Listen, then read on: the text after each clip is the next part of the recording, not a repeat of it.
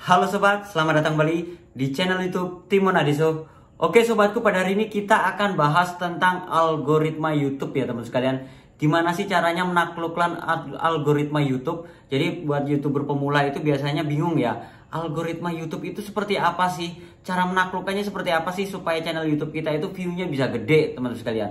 Jadi kalau teman-teman itu nggak bisa menaklukkan algoritma YouTube secara otomatis, view di video-video kita itu bakal sepi, nggak akan ada yang menonton, nggak akan ada yang mau nonton, bahkan video-video kita itu nggak direkomendasikan oleh pihak YouTube.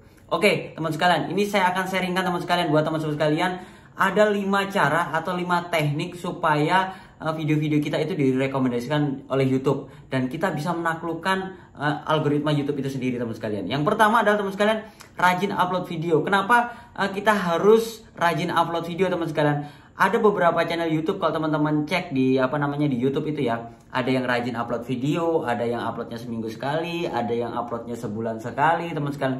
Itu nggak apa-apa sih kalau teman sekalian sudah terkenal, teman-teman udah punya nama, kualitas kontennya teman-teman bagus, seminggu sekali upload video nggak apa-apa, sebulan sekali nggak apa-apa. Tapi kalau teman-teman itu adalah YouTuber pemula yang baru memulai nge-YouTube teman sekalian, saran saya adalah teman-teman rajin-rajin upload video, karena rajin upload video ini adalah salah satu untuk membangun branding. Jadi kalau teman-teman kalian bisa lihat, saya sekarang kalau teman-teman tahunya saya ini adalah konten-konten tentang YouTuber ya, tentang gimana sih caranya menjadi YouTuber pemula supaya sukses seperti itu. Tapi kalau teman-teman lihat di riwayat saya sebelumnya, saya itu bukan seorang YouTuber. Saya itu adalah seorang penulis blog atau pembuat website ya. Tapi saya membangun branding di sana. Saya punya nama di sana. Bangun brandingnya di mana nih? Kalau membangun website, saya membangun brandingnya itu di media sosial. Habis itu saling kunjung antar blog seperti itu. Nah, kalau untuk YouTube itu membangun brandingnya seperti apa mas? Nah, membangun brandingnya untuk YouTube teman sekalian, yang pertama itu rajin upload video dulu. Rajin upload video terus yang bermanfaat supaya orang itu suka sama channel YouTube kita, supaya orang itu suka nonton video kita teman sekalian. Jadi kalau teman-teman udah males-males upload video, nggak bakal ada yang nonton. Contohnya nih, begini. Pertama upload video setiap hari semingguan, berikutnya upload videonya seminggu, berikutnya lagi sebulan sekali. Bahkan yang dulunya biasa nonton ke video kita, itu nggak nonton lagi. Karena apa? Kelamaan teman-teman uploadnya. Jadi saran saya buat YouTuber pemula, rajin-rajin upload video untuk membangun branding, kualitasnya dibagusin supaya orang itu senang nonton video kita. Makin penasaran aja nonton video ini. Akan terus-terusan kalau mereka menonton video kita satu teman sekalian, yang lain itu akan ditonton juga. Bahkan kalau videonya itu ditonton lebih lama, itu akan direkomendasikan video kita teman sekalian. Yang pertama, rajin-rajin upload video. Kalau bisa tiap hari, bahkan ada yang sehari 2 sampai dengan 3 video. Kalau saya pribadi sih 1 aja udah cukup. Itu udah sangat sulit kalau menurut saya pribadi ya untuk YouTuber pemula. Tapi kalau teman-teman udah pro, rajin ngedit, tiap hari kerjaannya itu ya nggak apa-apa. Yang pertama, yang kedua adalah teman sekalian fokus di satu konten teman sekalian. Nah, di sini berulang kali sudah saya bilang, kalau teman-teman untuk menaklukkan algoritma YouTube itu kita harus fokus di satu konten. Nah, teman-teman sekalian semuanya, contohnya ini teman-teman, hari ini pokoknya konten channel ini adalah membahas tentang resep masakan gitu ya. Tiba-tiba besok membahas tentang channel YouTube mancing. Itu nggak bisa menaklukkan algoritma YouTube. Algoritma YouTube tuh akan bingung nyodorin video ini akan saya sodorin ke siapa. Jadi YouTube itu teman sekalian, pada saat kita ngupload video pertama kali, dia itu akan nyodorin video kita ke orang-orang yang suka sama video kita. Nah, orang-orang yang suka itu akan nonton.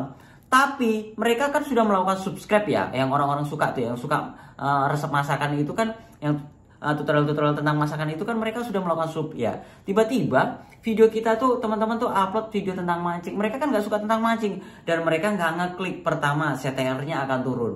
Kalau udah CTR-nya turun, pasti view-nya turun. Bahkan subscribe-nya juga akan turun karena mereka akan melepas dari subscribe itu teman-teman. Karena teman-teman sekalian membuat konten yang di luar dari konten pertama. Jadi saran saya pribadi teman sekalian, teman-teman harus konsisten. Tetapkan semuanya. Saya mau membangun channel YouTube ini tentang masakan. Ya udah, kalau teman-teman mau ini ada konten mancing lagi, teman-teman ya buat channel baru lagi, habis itu tentang mancing. Jadi dipisahkan seperti itu ya. Karena kita itu dalam satu kelompok, dalam satu channel itu kita mengelompokkan orang-orang yang benar-benar suka dari video-video kita. Atau kalau teman-teman seorang artis, atau teman-teman pinter ngevlog, pinter ngomong, ya nggak apa-apa, campuran. Itu bukan dilihat dari kontennya, tapi dari orangnya, seperti itu teman sekalian. Itu yang kedua ya. Yang ketiga kita akan bahas apa lagi nih. Jadi teman sekalian, yang kedua teman-teman harus konsisten, yaitu membuat konten satu niche, jangan dicampur aduk. Yang ketiga adalah kita menerima masukan dari para subscriber. Para subscriber itu biasanya kalau mereka suka dari video-video kita, mereka tuh komentar ya, komentar di video-video kita di YouTube kita. Tapi mereka juga bisa jadi kalau kenal sama kita, mereka bisa chat di Messenger di Facebook, pokoknya di media sosial lah. Nah, pertanyaan-pertanyaan mereka kita tampung. Dari sekian pertanyaan paling banyak, ini pertanyaan apa nih, yang menarik apa nih yang perlu dibahas. Nah, teman sekalian ikutin aja. Mas, tolong dong bahas cara menambahkan subscribe. Nah, dari situ saya membuatlah konten-konten tentang gimana sih caranya menambahkan subscribe, gimana sih caranya supaya subscribe itu nggak masuk spam. Itu pertanyaan-pertanyaan dari YouTuber melalui kolom komentar. Jadi teman-teman rajin-rajin aja jawabin komentar di video-video YouTube. Kalau udah gede ya mungkin susah ya. Pada saat kita upload video, tiba-tiba yang komen udah 1000, 2000. Nggak bisa teman-teman, kayak saya nih, saya sekali upload, tiba-tiba yang komen udah ribuan. Jadi mohon maaf nih kalau semuanya nggak bisa terjawab. Nah teman sekalian, untuk YouTuber pemula, cek di bagian kolom komentar. Maunya para subscriber tuh apa? Maunya para subscriber itu kita ikutin dan kita buatkan kontennya. Walaupun ini sederhana banget, ini udah banyak orang tahu. Jangan bilang seperti itu. Kita tahu, tapi untuk YouTuber pemula belum tentu tahu. Untuk para mereka yang melihat konten kita tentang mancing ya. Mas, gimana sih caranya merakit mata pancing seperti itu kan?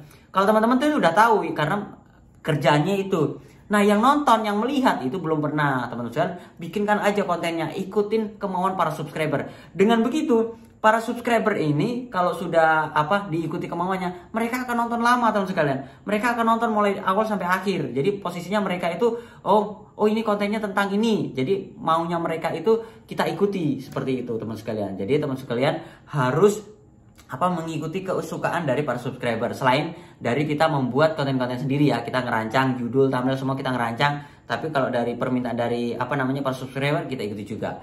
Itu adalah trik yang ketiga.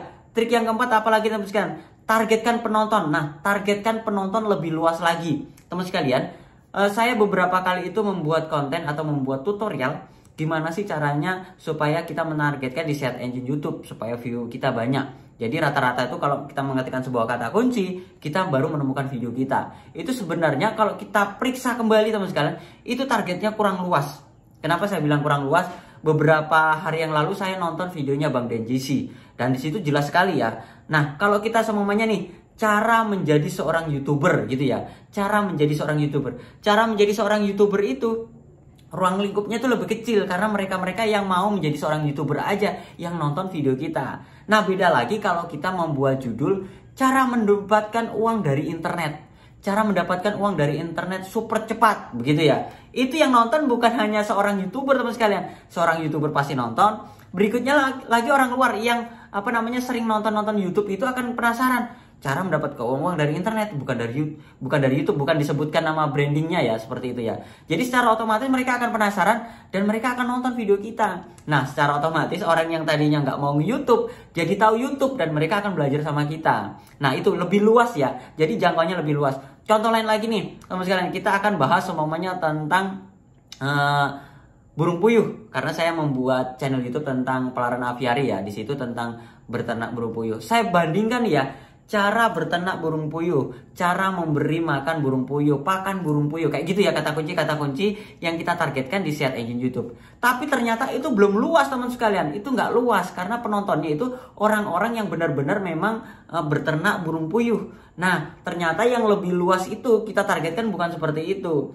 Targetnya itu lebih luas itu seperti ini. Kita rekam di bagian binatangnya. Contohnya ini tentang burung puyuhnya ya. Unboxing 100 ekor burung puyuh. Wow, burung puyuhnya banyak, kayak gitu ya. Jadi seolah-olah itu bukan sebuah kata kunci, tapi itu lebih luas teman sekalian. Contohnya lagi panen telur puyuh. Panen telur puyuh, kan orang yang nggak biasa berternak burung puyuh kan penasaran telur puyuh itu seperti apa sih. Wow, panennya banyak sekali. Jadi secara otomatis target kita tuh lebih luas. Mereka yang nonton-nonton tuh bukan hanya peternak puyuh, tapi mereka juga yang bukan peternak puyuh penasaran dengan video kita dan mereka akan menonton video kita. Nah, view kita akan semakin meledak teman sekalian. Nah, itulah yang keempat ya. Yang keempat adalah targetkan lebih luas lagi. Jadi kalau teman sekalian sudah membuat konten nih, cara membuat A gitu kan, sudah disusun semua. Nah, berikutnya lagi bikin aja konten yang lebih luas supaya orang itu lebih menarik lagi nonton video kita. Orang-orang yang bukan suka sama channel YouTube kita, bisa nonton juga seperti itu. Oke, lalu yang terakhir apalagi nih teman sekalian? Yang terakhir adalah buat penonton penasaran supaya menonton video kita lebih lama lagi. Nah, jadi buat teman sekalian, saran saya pribadi teman sekalian adalah membuat konten apa adanya. Jadi kontennya ini semuanya durasinya ini 2 menit. Ya teman sekalian, buat aja videonya itu selama 2 menit. Kalau dirasa oh ini 2 menit kurang panjang karena kurang lengkap, teman-teman bisa membuat 5 menit, 10 menit ya. Tapi apa adanya ya. Jadi jangan diada-ada semuanya.